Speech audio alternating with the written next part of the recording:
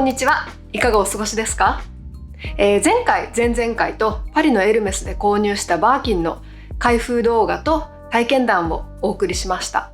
もしまだご覧になられていない方で興味があられる方はこちらの動画をご覧ください。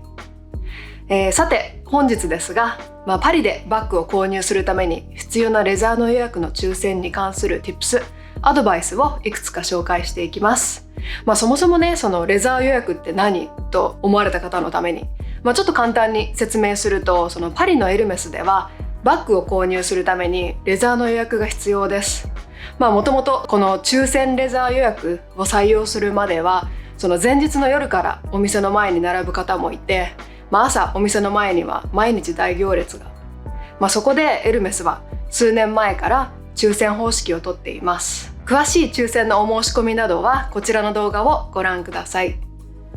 ちなみにそのチャームとかカードホルダー、お財布などの革小物はレザーの予約なしで購入できますので、直接売り場に行ってみてください。私たちも今回何度かその本店の方に足を運びましたが、ある日夕方ぐらいにレザー小物の売り場に行ってみたら、やはり本日はもう売り切れてますということだったので、夕方の方がね、正直人が少なくてお買い物しやすいんですけど、やっぱり少ないには少ないの理由があって、その朝の方が豊富に在庫があるみたいです。なのでもしレザーの小物を狙っている方は朝お店に行ってみられるといいと思います。話を戻して、本日の動画ではパリでバッグを購入するために必要なこのレザー予約の抽選に関する Tips、アドバイスをいくつか紹介していきます。それでは行ってみましょう。まず抽選にアプライするときに、パリにある3つのエルメスの店舗から希望のお店を選ぶことができます。で、まずは本店のフォーボーグ・サントノーレ店、ジョリュズ・サンク店、それからセーブル店ですね。で、こちらは希望なしで出す。もちろんこのお店がいいという希望がある場合はそれでもいいと思います。例えばホテルが近いとかね。しかしですよ、おそらくその希望する人のほとんどは本店を希望していると思います。そのセレブの方々は本店でお買い物をされますし、多分在庫が一番あるからだと思います。正直抽選のアルゴリズムがどう働いているかっていうのはわからないんですけど、比較的お店の希望をなしにしている方が抽選に当たる当選確率があるのかなと個人的には思います。で、その抽選の注意点としては、そのお店が日曜日クローズするので、土曜日に月曜日の分をアプライすることになります。なので日曜日は抽選がお休みです。なのでその月曜日の分は日曜日ではなくて土曜日にアプライするということをお忘れなく。2つ目、パリのエルメスのお店の開店時間が朝の10時半で、それと同時に抽選に申し込めるんですが、お店のオープンと同時に申し込むと結構混戦しているのか、なかなか抽選の登録完了までいけないことがありました。もし応募者多数のため、また次回登録してくださいというメッセージが来てしまったとしても、少し時間を置いてから再度トライしてみてください。おそらくですが、ソーシャルメディアとかで開店と同時に抽選に申し込むと当選確率が上がると言っている人たちがいたからだと思います。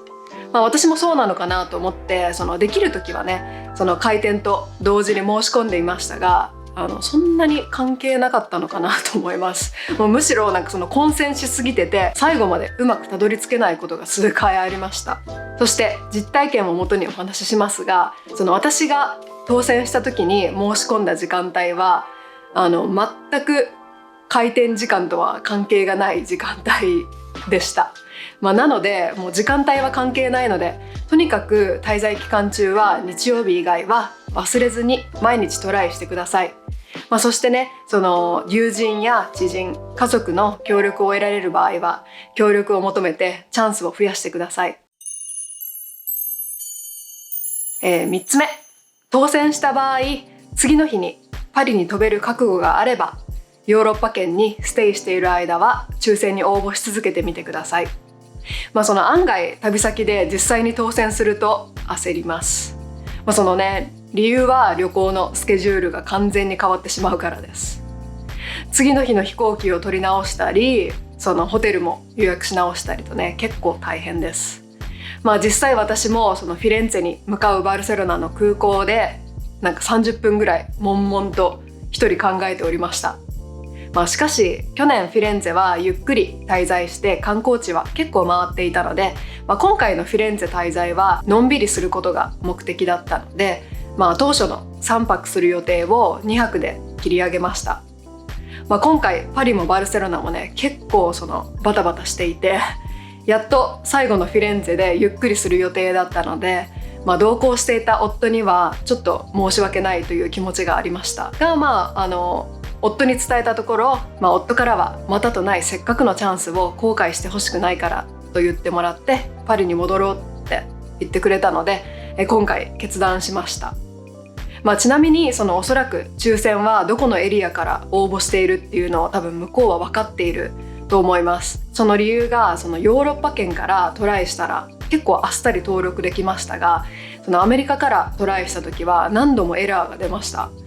結果そのどこからトライしても何度かトライしていれば最終的には抽選は登録完了します。なのでその根気よく最後までたどり着いてください。ここからは抽選に当選した時の Tips、アドバイスをいくつかご紹介します。実際に抽選に当選すると、当選しましたという報告 E メールとともに予約のステータスという URL がついてきます。ちょっと今ここに載せておきます。当日はそれをこまめに更新し続けてください。私は何も知らずにその当日夫と朝ごはんを食べながらのんきにノリでリンクを開けてみたら、突然20分後にお店に来てくださいと書いてあって、焦って食べて大急ぎでホテルに戻ってエルメスに直行しました。そしてそれに関する E メールやテキストメッセージっていうのは一切来ません。なので自分でそこのリンクにアクセスしてこまめにチェックして、自分のアポイントメントの時間が動いていないかっていうのを確認しておく必要があります。ということなので、当初の予約の時間から私の場合だと、3時間半ぐらい早まりました。なのでその予約当日は突然来てくれと言われても、ある程度そのお店に近い距離から迎える圏内にいることをお勧めします。5つ目、当日は自分が一番欲しいバッグに似合う服装でお店を訪れてみてください。そのなきにしもあらずですが、一応希望は聞かれますが、その希望通りに添えない場合に、そのある程度この人にこのバッグが似合いそうという視点で SA の方はバッグを選んでくださっているようにも感じます。なのでもし一番欲しいバッグを自分がオファーされたという体でバッグに似合いそうな服装でお店に行ってみることをお勧めします。その点で言うと、その金具の色のこだわりがある場合は、その当日身につけるこのジュエリーなどでその金具の色をアピールするのもありです。私は当日そのゴールド金具が好きと言いながら、そのバッグの金具とベルトとピアス、それから指輪をゴールドで統一しました。我ながら結構信憑性があったのではないかなと思います。おかげでゴールド金具を持ってきていただきました。はい、では次いきます。はい、6つ目です。ある程度なぜそのバッグが欲しいのかも答えられるようにしておくということです。理由もですが、そのどんな用途で使いたいのかっていう部分も含めて答えられるといいと思います。そのなんかね、ちょっとした面接みたいで、私も驚きました。なんでそんなこといちいち聞いてくるんだろうと正直思いますが、結局そのエルメスのことが本当に好きで、そのエルメスの製品を本当に気に入っている人で、そのレザーの色や特徴を多少理解しているような人に売りたいというエルメス側の意図があるみたいです。その間その SA の方はね、結構丁寧にメモを取っていて、現在のストックの中からおそらく可能な限り一番私たちが求めているスペックを探してくれているのだと思います。しかしそのいろんなねタイプの SA の方がいらっしゃると思うので参考程度に。はい、7つ目です。第一希望がダメな時に、欲しいバッグがあればそれもスムーズに答えられるようにしておいてください。その前回の本店の時はそんなことを全然聞かれなかったんですけど、今回はその第一希望がダメだった時にそのバックアップのバッグをバーキンケリーコンスタンス以外で希望されますかと聞かれて、私は一応そのバーキンケリーコンスタンス以外でお答えしました。なのでそのバーキンケリーコンスタンス以外で欲しいバッグがあるという方はそれもスムーズにそのレザーの色だったり金具の色まで答えられるといいと思います。そんな感じでせっかくなので個人的には欲しいものリストがバーキンケリーコンスタンス、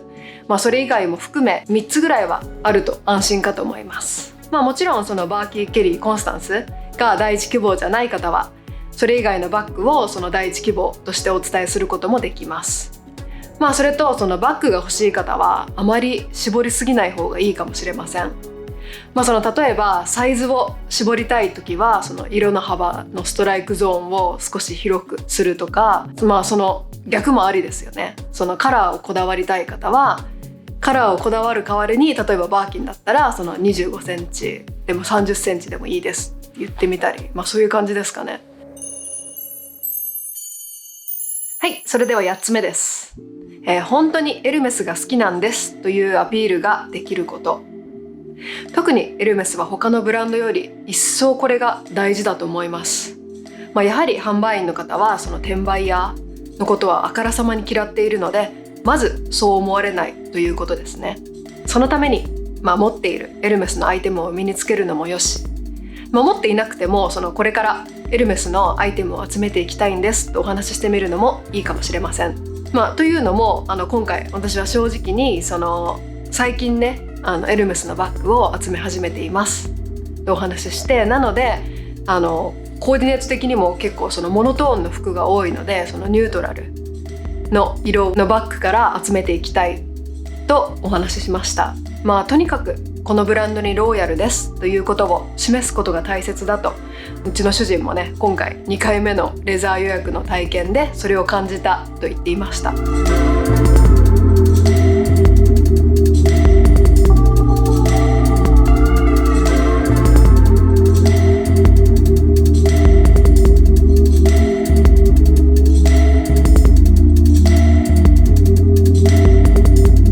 それでは最後になりますが、